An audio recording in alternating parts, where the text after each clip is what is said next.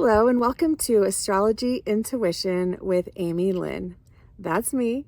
I'm an intuitive astrologer, healer, and spiritual coach. I'm here to help you find grounding, healing, and awakening through the beautiful lens of astrology, the energetic system, the ancient language that you hold in your bones. Each episode will explore how the current transits in the sky reflect your own inner landscape and how you may be working with themes around healing and transformation. My hope is to give you strategies, tools, and information so that you can live with deeper flow within yourself and with the universe all at the same time. Let's jump in. Today's episode will cover the new moon in Scorpio happening almost at midnight Mountain Time on November 19th, 2025. The new moon is at the late degrees of Scorpio. This is arriving with a bang, in part because of Scorpio intensities, in part because there's also a Mercury Cazimi happening at the same time, which is a Mercury-Sun conjunction and a renewal of Mercury energies, and it is being exactly opposed by Uranus, which brings awakening and electrification and excitement and big changes happening quickly. There's also a grand water trine flowing in the background, a major aspect of this entire back half of the year of 2025, and there's really no fighting it. We are being invited to surrender, to flow, to trust what's dissolving and changing beneath our feet. I'm seeing this also as we're being asked to clean out, clear out, make space for this unknown next, whatever the next is. So in this episode, I'll break down the chart of this new moon. I'll talk a little bit more about the energies of the planets. The planets are like life force energy, almost a personified kind of energy that bring their focus and their awareness and their insights and themes that they care about into our lives through the energetics of the zodiac sign where they are, and then that works with your chart. So we're always talking about transiting planets and where they're moving in the sky, and we're also talking about your own chart, which is a set blueprint of energies that there's always a conversation between your chart and what's happening in the current sky. So at the end, I'm going to actually also read to you from my new love. I have a new Substack, which is really going to be the hub. It's a little more analog for me, which I love, where I'm going to be sending letters to my free subscribers throughout the month. And then also to my paid subscribers, you'll get more like forecasts, day-by-day energetics and transit information. It's only $11 a month, but it's a very heartfelt place for us to connect. I really invite you to engage with the information, send me questions, make comments. I want to talk to you.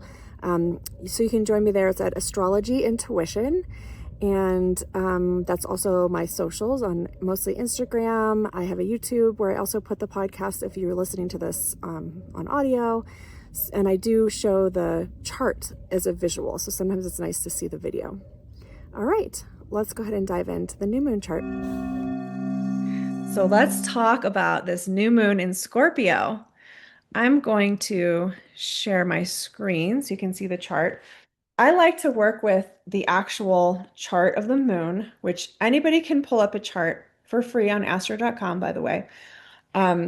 If you just know the time that the moon is happening, you can put it in like it's a birth chart. And so this new moon in Mountain Time is happening Wednesday, almost at midnight. So for some people, it's going to be actually Thursday morning. But we have the moon here in Mountain Time at 11:47 p.m. tomorrow, Wednesday the 19th. And again, we're in this interesting pattern where we actually get the full moons. So there's always a pair of new moons and full moons that kind of go together across the zodiac wheel. And half the time, about every year and a half, it goes new moon first, which kind of makes sense because that's a beginning energy. And then the full moon happens a couple weeks later. And that makes sense because it's a culmination or a release energy. But right now we're in the off period that's about a year and a half long, where we have the full moon first and then we get the new moon. So it has this like, it's just like not as, it's a little disjointed is how I'm experiencing it. So we already had the last full moon we had was in Taurus. So that goes with this pair. The Taurus Scorpio axis is a pair on the zodiac. There are signs that are across from each other. And so whatever kind of came up then, it's almost, I'm seeing the pattern of the full moon first and the new moon as being like this crescendo of energy kind of comes in, which that was actually kind of a nice full moon. Like there was some sweetness to it, so it might not have felt like super huge, but it could have like sort of just like brought something forward. Not I don't feel like it's super like digging real super deep. There might have been a little bit of an excavation energy or something surfacing, but more just sort of like, oh, this is the topic that's here. And usually you can find in your chart what house the moon is happening in for you, and that will also kind of guide you to look if you're like, I don't even remember that moon, what was happening. But what we have now is the new moon in Scorpio. And Scorpio is a zodiac sign that has a lot of energy with it. It has an everythingness quality to it. If you follow my Substack, which you should, that's like my main place where I'm going to be putting like the bulk of my energy and the stuff that I'm putting out there astrologically. It's Astrology Intuition. And there's a free subscription level there where I give you a lot of storytelling. I'm using it as a sort of like way to teach astrology through storytelling and trying to teach you the energies through like the vibe and the story and the feelings and the things that I'm experiencing in my world. And then there's an $11 a month tier where I actually put it for free for the last month. And it's like day by day transits and then what they kind of mean or what could be happening. So that's the tier. I'm going to be adding in some other things when I actually get this started up with new subscribers for the next season or the next month is what I should say. I do it as a solar month, which is confusing because we live in a patriarchal world where months are fake. But Sagittarius season is the next solar month. So that episode that whatever, I can't think of the word. I did this earlier than I usually do because I'm trying to do it at a time where my brain is still can still think of words, but it might still be a little bit too late. Thanks for bearing with me. Anyway, the next letter that I'm going to send from Substack is going to be a Sagittarius solar month. So that will take us up into the winter solstice, the next one. And I'll have all the energies day by day, what's happening. So you can track it for yourself and start to really learn how the energies work with you. And that's $11 a month. I will put it in the show notes. So you'll have a link to that to get to the Substack directly. Anyhow, where am I going with this? We're back at a new moon in Scorpio. And I was saying the everythingness because my first two posts on Substack are about the Scorpio energies. And I was in this whole vibe of like, it had to do with my flower gardening, one of my like passions this summer, and just like sort of the season of composting and digging things up and trusting the process through the darkness in the winter and all that kind of stuff. But Scorpio does hold that kind of energy frequency. And so the new moon happening there means the moon and the sun are together.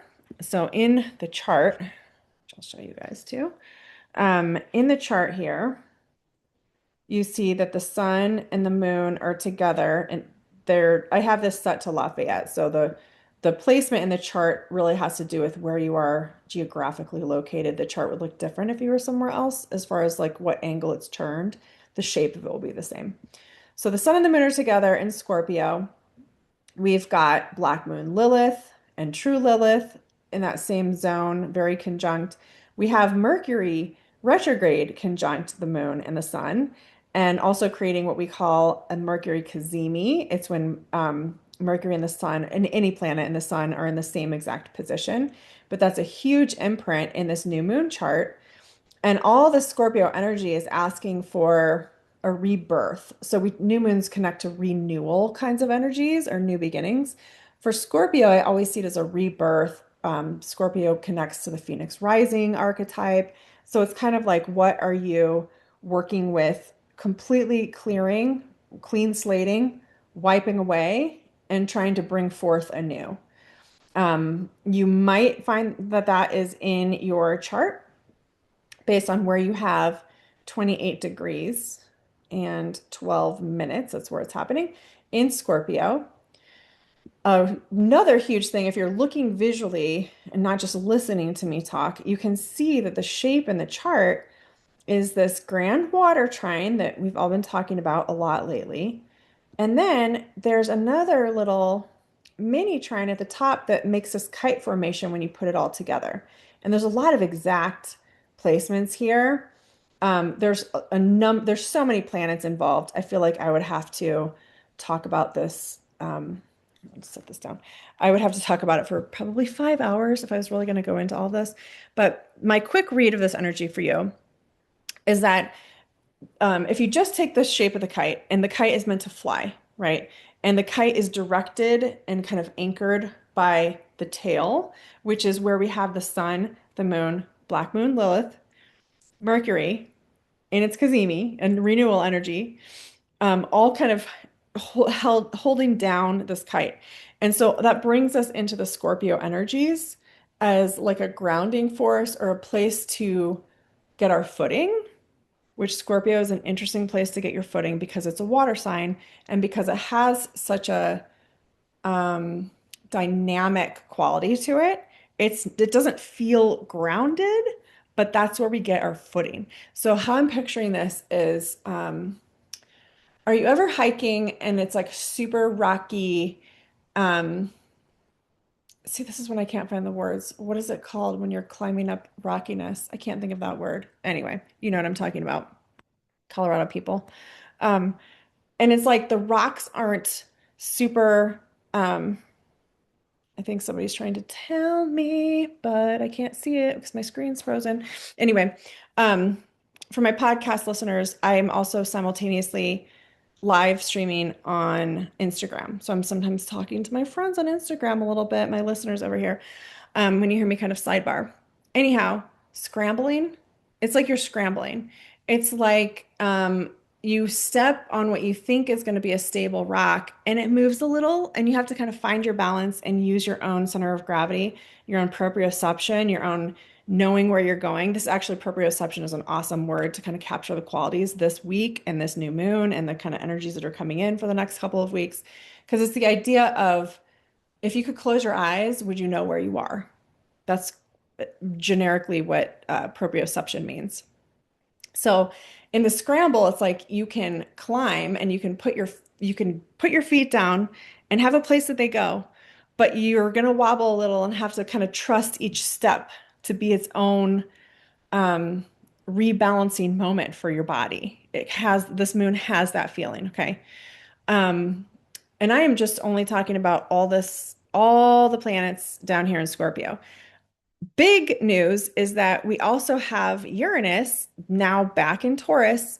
Keep in mind, this is Uranus is only back in Taurus until next April. And this is the last time for many of us in our lifetimes that we're going to feel Uranus in Taurus because it takes 84 years to get back here again. So, we're getting this like a last moment, the last, it's not the last, it's like the last squeeze. It's not quite the right word. There's just like a little bit more for us to gather and to sit with and to react to, possibly, with Uranus shaking up the earth sign of steady Taurus. Uranus wants to awaken us, wants to liberate us. Taurus wants things to stay the same. You can see right there the kind of conservative energy that wants everything to be the way it used to be, and Uranus, this kind of liberating energy that wants things to progress, and just how that feels in life right now. I think there's a lot of things that feel that way, probably even in just your personal world of things, not just like the world level or political level. So, Uranus opposing Mercury, exact the sun and the moon in Scorpio, is like there's nothing steady or predictable about this new moon energy or this week in general, or probably the next couple of weeks, if we're being honest with ourselves. And so, what do you need to do to keep your nervous system from scrambling, to keep your fight or flight kind of in check?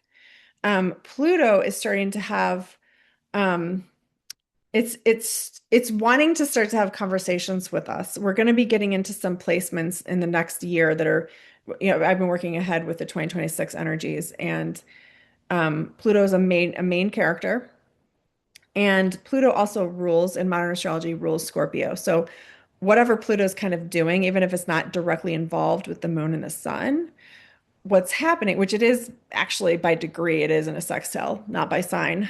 Um, Pluto, we want to see like what's Pluto up to over there. And the reason I'm bringing in Pluto is because Pluto also um, rules our nervous systems from the standpoint of fight or flight energy. And so there's a shaking us off of our course. Am I going to be okay? Am I safe? Am I secure? Um, if you hopefully have not had to deal with things that are actually truly scary for you, but you may have had to deal with things that are just like uprooting or shaking you to your core a bit because you thought something was going to always be this, and now suddenly you're like, oh my gosh, it's not.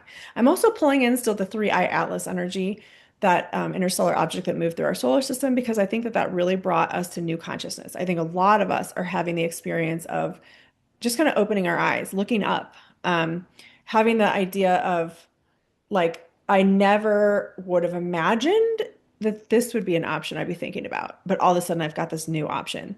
Or the third choice, like that kind of energy, like you thought it was this or that, but there's actually like this whole other third choice that you could move toward. I think that I don't see this as like things coming in that are gonna like really be harmful or scary or big in that way. It's more like the more open you can be, the more wide open your consciousness can be, the more you can see that there are 100 other choices than what you're thinking of. And you probably are getting the choice point kind of energy feeling, because it does feel like um, things are coming to a head as we kind of get towards the end of Scorpio season over the next couple of days. And when we get to Sagittarius season, everything shifts into this like fire energy that kind of lifts us and wants us to go. So we're all in this process of probably making some choices that are maybe not what we thought we were going to do, but I think we're going to get to a place where it feels by the end of the week very kind of like positive, hopeful, optimistic. Yes, this really could work. I never would have thought of this, but it could work. So there's some like creative problem solving energy that I'm feeling. Um, there could be some like record scratch energies, like did not see that coming kind of energies, especially if this is hitting you more directly in your chart. Where you want to look to find that out is the late degrees of all of the fixed signs, which are Scorpio, Taurus, Aquarius, and Leo. So if you have personal planets, if you have the sun, moon, Venus, Mercury, Mars, if you have your rising sign, any of the angles, your midheaven, um your IC, your DC, if you have any of that close, I'm going to say, let's call it like 5 to 29 degrees of the fixed signs. And why I'm smiling with that is because there's also the Pleiadian lineup happening right now. So the Pleiades, which is a star system that many think connects us to a very benevolent and loving kind of galactic energy force that has kind of a presence, has a soft spot in their heart for us little earthlings down here. And you can see the Pleiades with your bare eyes when you look up at the sky from the northern hemisphere. It's the Seven Sisters. And the Pleiades are located at the tail end of Taurus and the very first degree of Gemini. And so once a year, when we have the sun aligns with that axis from Taurus to Scorpio in late degrees, there are many in this world of astrology and more the galactic astrology level who believe that there's a Pleiadian alignment or connection. Some would even go so far as to say that we can connect more with the Pleiadian energies in a supportive way through meditation, or some of us have our ways of working with Pleiadian energies with certain crystals, or honestly, I don't have it sitting here. I super love my Rebecca Campbell Oracle deck. It's the Starseed Oracle deck. It's awesome. It's a great stocking stuffer if you're someone who's celebrating holidays with gifts. Um, it's wonderful, and it's a very Pleiadian feeling deck to me. So if you like to go in that direction, I would look in that direction. I would also point you to the Starseed radio show. I think that's what it's called, with Lavendar and Ariel. That is a really fun, like you can go way far off into the cosmos with them and the Pleiades and the history of, what they believe happened with the Pleiadians seeding consciousness on this planet. And there's a whole vibe of that. I think it's fun to look at that stuff, take it or leave it. I don't think there's anything that's a universal truth when it comes to that, but it is fun to see if it's something that gives you a sense of fun or connection or play or love or joy or support or meaning or anything positive in these times, really. So I think it's interesting that the new moon is happening in the same place. Like every year around this time, the sun moves through the late degrees of Scorpio and activates that opposition to the Pleiadian point across the zodiac. But it's not always that there's a new moon here. So this does give us this feeling of being able to kind of ground down. I know I say these things like ground down into your Pleiadian connections galactically. Um, See what's there for you. I do think later on tonight we're going to do our Reiki circle at 9 o'clock Mountain Time tonight. If you're around and want to meditate with us and join in, we are going to be working. My partner Brian and I do work with some Pleiadian energies and guides and frequencies, and we'll probably be weaving that in. So if you haven't felt that before, it might be fun for you to meditate with us tonight and just see if you get that experience. It's kind of present right now. As you're listening to this, you might be able to feel a little bit of the energy that connects to the Pleiades. Anyhow, okay, so what are you doing? Where are you going? Where are you flying? That's the kite here. We gotta kind of unload or clear out or clean. I keep saying clean slate like it's a verb, like clean slate something out of your life. Strip something away so that this kite can fly. So that by the time we get into Sagittarius season, we're ready to go. We're ready to expand, we're ready to take off. And I'm actually going to look up for you because I don't have it in my brain. Um, when, yeah, okay. So on this Friday, November 21st at 6:36 p.m., that is when the sun moves into Sagittarius. I think that all the sun seasons feel very different, but this is a shift in the sun energy. I think you're going to really feel it. So I think it's fun to track that and kind of just notice how does your system feel and react to that. Um, and these two signs, they're both big, strong. Scorpio and Sagittarius are very strong signs and strong energies. And most of us have a love or a hate or a love-hate relationship with either or both of those signs. I love them both. That's where I land with that. But you can feel the vibe of them. You can feel the energy. So just notice, observe yourself this week as you kind of go into this. Um, I don't know. It's like what is it like? It's not quite going into like a cave energy, but there is like a sunken, like a downward going down to kind of understand energy with the Scorpio new moon, and then coming up and out with the Sagittarius with the sun moving. We've also got this kind of crisscross interesting energy where Mercury had already moved into Sag and Mars is in Sagittarius. So we've had this like kind of pull from the personal planets into Sag before the sun is there. But now Mercury is retrograde and moving back. It is now in Scorpio and will then be stationing direct and moving back to Sagittarius. So there's this sort of like something with that threshold between Scorpio and Sagittarius feels really important to me.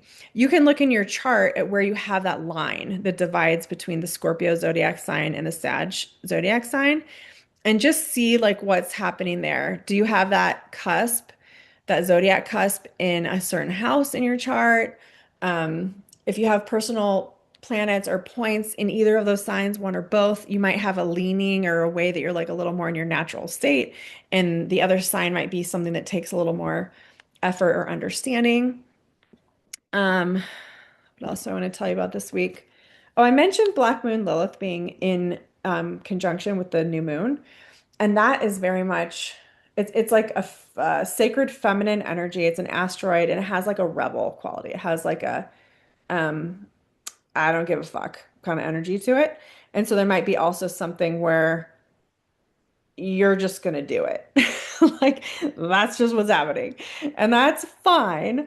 But because of the Mercury retrograde, because Jupiter just moved into retrograde, there's something that is like, I think I put in my text message that I send out, I put check everything twice, read everything twice, think about it for 2 times. What else did I say? I just had this feeling of like when Mercury's in retrograde, we always talk about like checking things and stuff, but this is like a different way. This is sort of like a check yourself, like check yourself, hang on, um, and then send the email or make the request or like whatever the thing is. Um, What else? I'm just trying to not look at the charts and just kind of tune into the energy field. Um, mhm.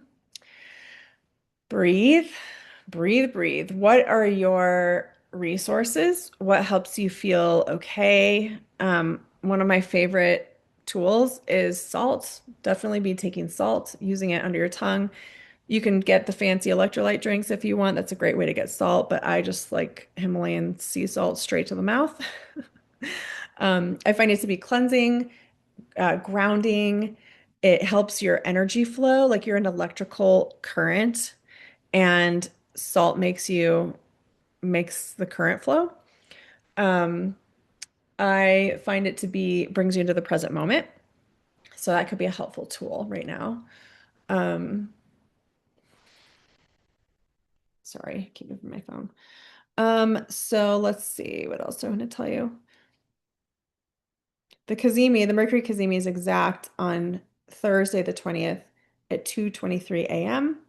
That I'm already like, I'm not going to sleep that night. You might want to just know that if you can't sleep, don't make stories. It's just Mercury, Cazimi in the middle of the night. Um, and then we've just got the Uranus. Let me come back to the chart for this actually. So what we have starting to happen exact, flip this around. This piece of the kite energy here at the top, where we've got the grand trine part of this is Jupiter in Cancer, trining Saturn in Pisces, with Neptune pretty close by in Pisces as well. But we're starting to have sextile energy. First, it's going to be Neptune to Uranus. And then as Jupiter eventually, Jupiter's retrograde right now, so the degrees are going to go backwards. But eventually, Jupiter's going to come into position of sextile in Uranus as well. Saturn is still retrograde and will eventually start to click in. We're going to next 2026 energy is very much about this configuration of Saturn and Neptune moving toward a conjunction with each other, but while they're still in Pisces, and while Uranus is still in Taurus, and while Jupiter is still in Cancer, we're going to be getting this mini grand trine energy that's really the top of the kite, the part that's directing us. And look who's up here guiding it. It's Uranus. Uranus wants us to awaken, wants us to do things differently, wants us to take a risk, wants us to just go with it, like stop thinking so much and just go with it. Saturn brings in the responsibility and the wisdom and the patience with this energy. Neptune brings in the spiritual context. And Jupiter tries to just make it the best possible thing it could be. Um, it also wants to teach you, like, it wants you to learn why you're doing this, whatever this awakening thing is. It wants you to integrate that into your narrative. Um, okay, what else do I want to tell you? So I will be back here. Let's see. The new moon sorry, I don't mean that.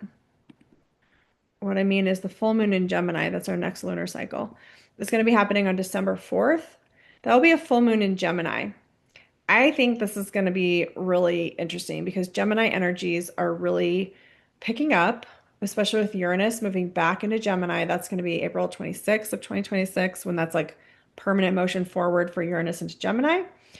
And I feel like this full moon in Gemini is going to give us a chance to start to absorb, integrate, understand things that opened up last summer when we had the new moon in Gemini, and then we had Jupiter move into Cancer. We had Uranus move into Gemini in July. Like there's been like a movement on that part of the zodiac, and I think this full moon is going to kind of take us back in time.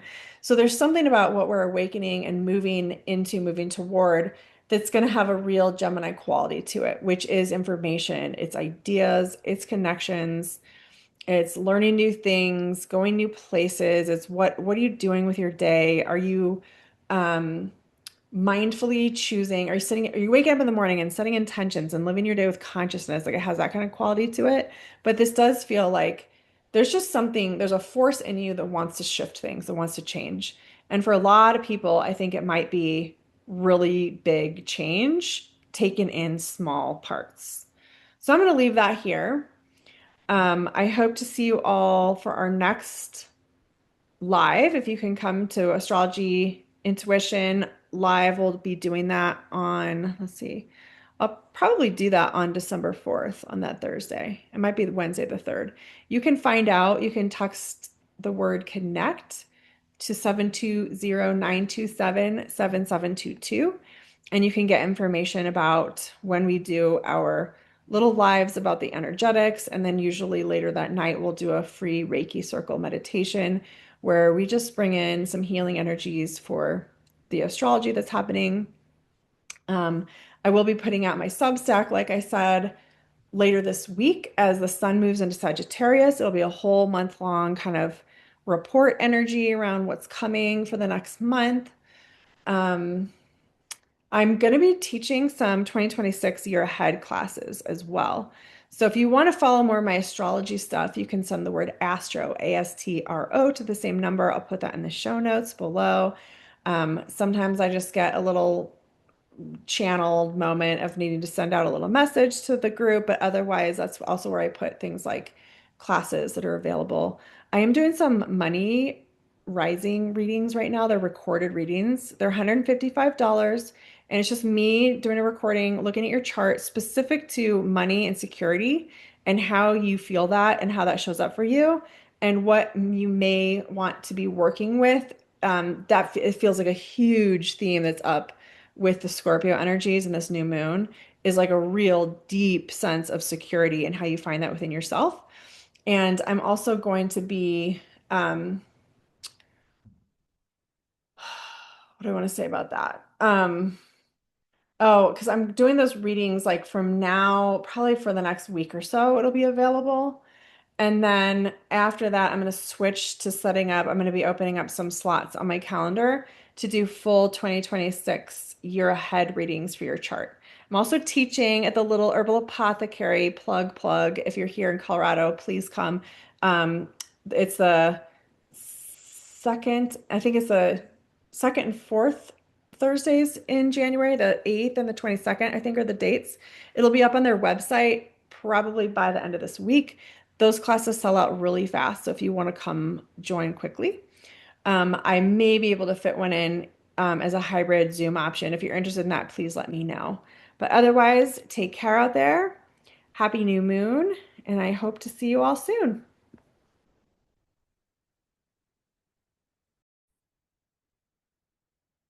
So I would love to invite you to my new Substack, Astrology Intuition. And as part of this podcast episode, I'm going to read you my most recent full moon in Taurus little excerpt here. Obsessed, trusting, aching, a quiet pull from deep beneath the surface. Surrender. Indexing these gorgeous blooms keeps my heart alive during this process, as I also soften toward the darkness. Beauty and darkness, love and letting go, they always grow together. Still feeling my way through waves of grief on lots of levels, longing for my flowers. They are gone. It's time to let go. This is so Scorpio season of me, sitting on the earth, digging up the tubers that grew my dahlias all summer. My emotions ranging from awe to rage to intense empty stillness and melancholy. The dirt clings to these roots, longing for our summer love affair. Neither of us want to let go. The mountain sun warms my bare back while my fingers nearly freeze in the deep, cold soil. Colorado gives extremes happening all at once. I love the everythingness of this magic place and the Scorpio vibes of this all and nothing energy. This, I think, is the Taurus full moon. A full moon that always happens each year when the sun is in Scorpio and the moon makes its opposition. Exact Wednesday, November 5th, 6:19 a.m. The fixed and focused energy of digging, reaching, loving, and still hoping for beauty, while my awareness moves between the somatic comfort of the warm sun and the rigid ugliness of dead stems in my cold hands. This is the Taurus-Scorpio axis in real time.